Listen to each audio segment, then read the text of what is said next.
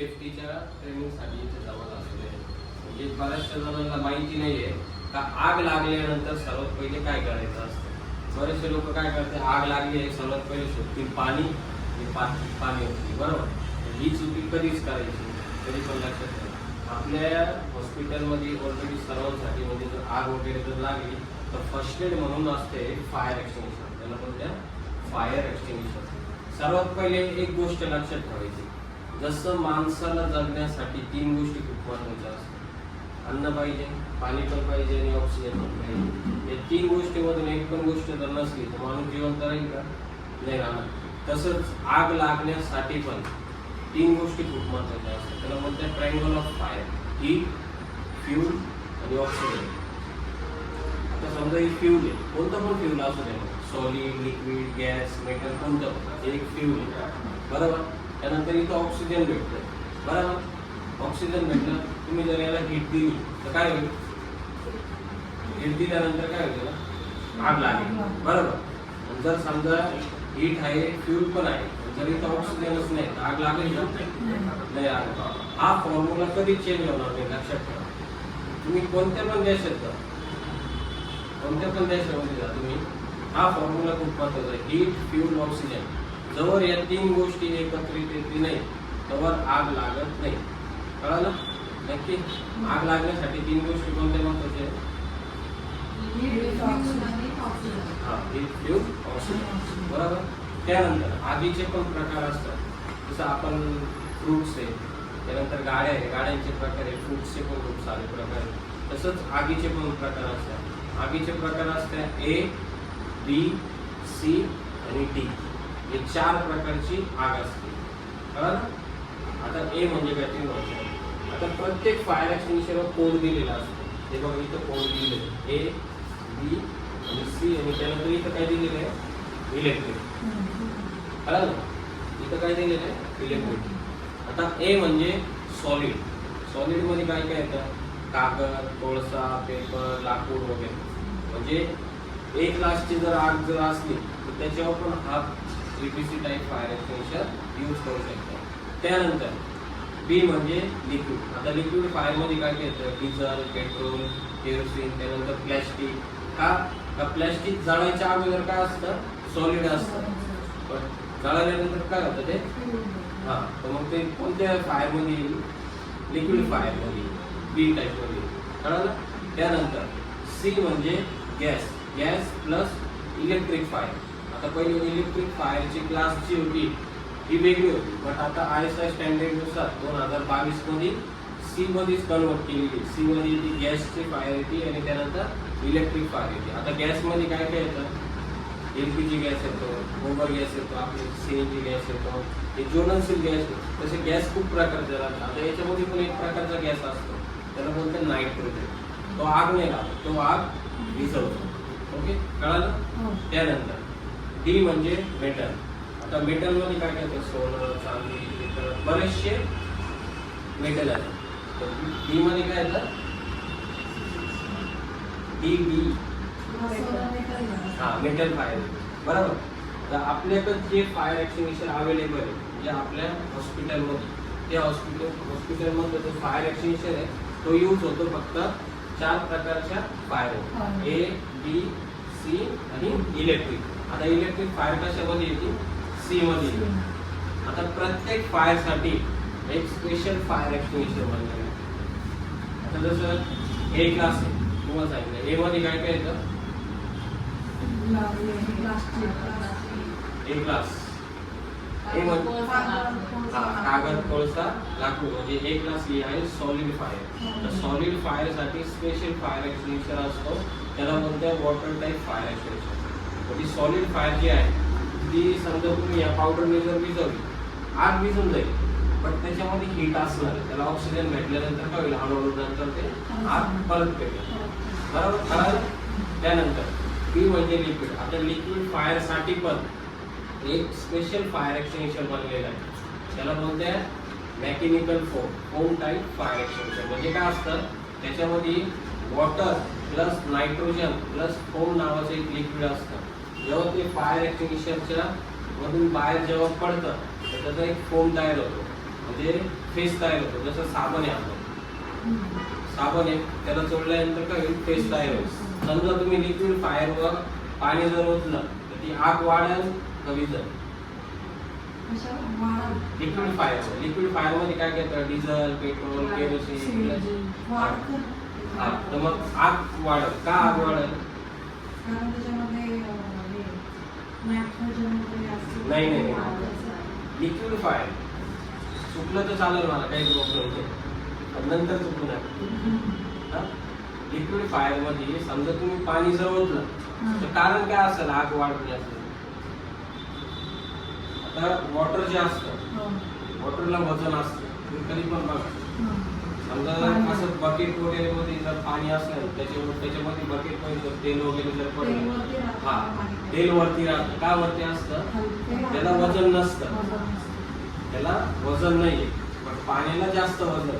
जेव्हा आपण liquid फायरवर water टाकतो, वॉटर टाकल्यानंतर काय होतं, जे वॉटर असतं, वॉटर काय प्रयत्न करतं का मला लिक्विडच्या खाली जायचंय, लिक्विड काय प्रयत्न करतं का मला वॉटरच्या वरती यायचंय. त्याच्यामुळे काय होतं, आग न विझता ती आगीचा अजून भडका होतो. कळालं? त्याच्यासाठी स्पेशल मेकॅनिकल फोम यूज होतो. काय यूज होतो? जो फेस असतो, साबणाचा फेस तुम्ही बघितलेला आहे, तोडल्यानंतर तुम्ही फूक मारा, तो लगेच उडून जायला हवं, बरोबर? काय बरं, त्याला वजन नाही जास्त. जेव्हा आपण तो fire extinguisher liquid fire use करतो तर तो फोम असतो, तो फोम हळूहळू पूर्ण आगीवर पसरतो, लिक्विडवर पसरतो, त्यानंतर त्याचं ऑक्सिजन कट होतं आणि मग ती आग दिसते. कळालं? नक्की. त्यानंतर इलेक्ट्रिक फायरसाठी आणि गॅस फायरसाठी एक स्पेशल फायर एक्सटिंग्विशर आहे सी क्लाससाठी. त्याला म्हणतात CO2 टाईप फायर एक्सटिंग्विशर, म्हणजे कार्बन डायऑक्साईड. कार्बन डायऑक्साईड काय करतं?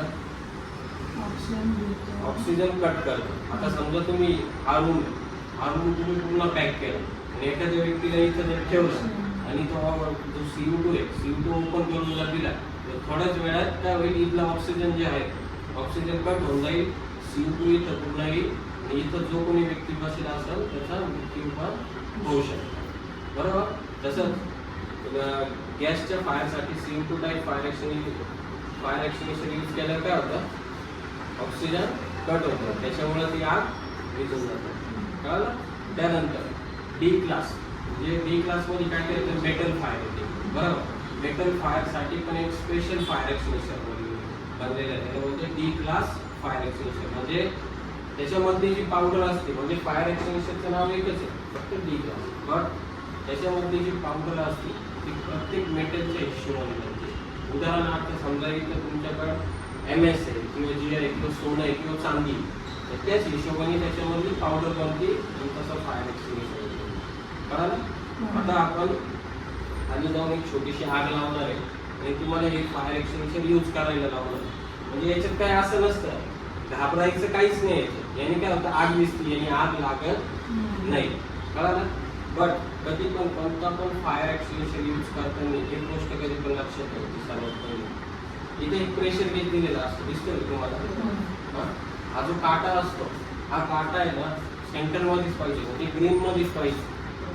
या साईडला रेड मध्ये जर असला तर लो प्रेशर, या साईडला रेड मध्ये असला तर हाय प्रेशर. हाय प्रेशर आम्ही कधी देतो, जेव्हा याची हायड्रोलिक टेस्टिंग असते, म्हणजे जो फायर एक्सटिंग्विशरची जेव्हा आम्ही बॉडी टेस्ट करतो, म्हणजे बॉडी चांगली आहे किंवा खराब आहे, तेव्हा आम्ही त्याला हाय प्रेशर देतो. मिनिमम प्रेशर किती पाहिजे, 15 kg प्रेशर पाहिजे. याच्यामध्ये लिहिलेलं असतं आणि सेंटरलाच काटा पाहिजे तरी. कळालं? 15 kg मिनिमम प्रेशर पाहिजे. त्यानंतर आग विझवताना सर्वात पहिले प्रेशर गेज बघितला, त्यानंतर हे जे सील असतं, हे सील तुम्हाला तोडायचं आहे. हे इझिली तुटतंय, फक्त तुम्ही जर ओढला असं तर सील तुटून जाईल. जर ओढल्याने नाही तुटलं, ही जी सेफ्टी पिन असते बघा, दिसते का, ही सेफ्टी पिन अशी राऊंड फिरवायची. सेफ्टी पिनला असं गोल जर फिरवलं तुम्ही तर लगेच ते सील जे असतं ते तुटून जातं. ओके, तुटल्यानंतर कधी पण आग विझवताना ही जी नोझल असते, या नोझल कशीच पकडायची. बरेचसे लोक काय करतात, इकडं पकडायचं. इकडं पकडल्यानंतर काय होतं, जेव्हा प्रेशरने ती पावडर बाहेर पडते, पडल्यानंतर काय होतं, हा जो मुवमेंट असतो एवढा, हा कंटिन्यू मुवमेंट होतो. म्हणजे आपला जो एम आहे इथे जाईल का पावडर? नाही जाणार, बरोबर. तर त्याच्यासाठी इथेच पकडायचं. आणि फायर एक्सटिंग्विशर पकडताना एक पोझिशन घ्यायची, एक पाय मागे पाहिजे तुमचा, एक पाय पुढे पाहिजे. आणि मगच इथं नोझलला पकडायचं आणि प्रेस करायचं. पण आगीच्या विरुद्ध दिशेने उभं राहायचं. उदाहरणार्थ इथं आग लागलेली, बरोबर, हवा इकडून येते, म्हणजे आगीची दिशा कोणती झाली? तिकडे झाली, बरोबर. तर आपल्याला त्याच्या अपोजिट उभं राहायचंय. त्याचं कारण काय असतं? जेव्हा आपण फायर एक्सटिंग्विशर यूज करतो, याच्यामध्ये जी पावडर असते, ती पावडर बाहेर जेव्हा येते, आग तर विझणार आहे. तुम्ही त्या साईडने उभं राहा किंवा या साईडने उभं राहा, आग अशी पण विझणार. पण जी पावडर असते, समजा तुम्ही हवेच्या दिशेने असे उभे राहिले, इकडून हवा येते, इकडून उभे राहिले, आग विझवते तुम्ही. पण जी पावडर असते, ती पावडर तुमच्या नाकात तोंडात जाऊ शकते आणि त्याला तुम्हाला सर्दी, खोकला, ताप वगैरे पण येऊ शकते. होत नाही काही, पण आपण स्वतःची सेफ्टी स्वतःच करायची असते, बरोबर. कळालं? नक्की.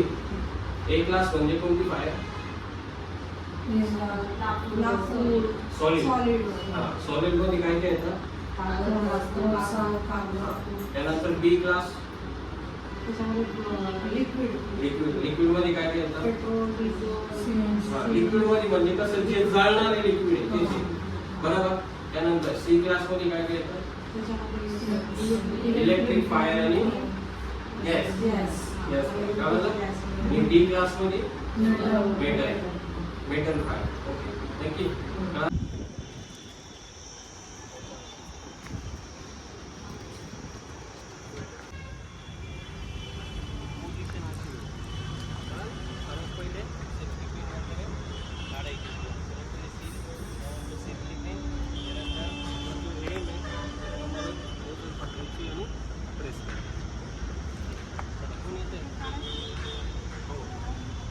काढायचे सगळं. आता हलका असते, काही हो करा ना. सर्वात पहिले ओढावं, त्यानंतर सेफ्टी पिन काढा, ओढा माग, दाबून नाही काय, दाबून घेऊ ना. तुमचा जो एम आहे त्याप्रमाणे नोझल पकडा. आधीपासून मिनिमम 1 किलोमीटरच्या अंतरावर आता यूज करा.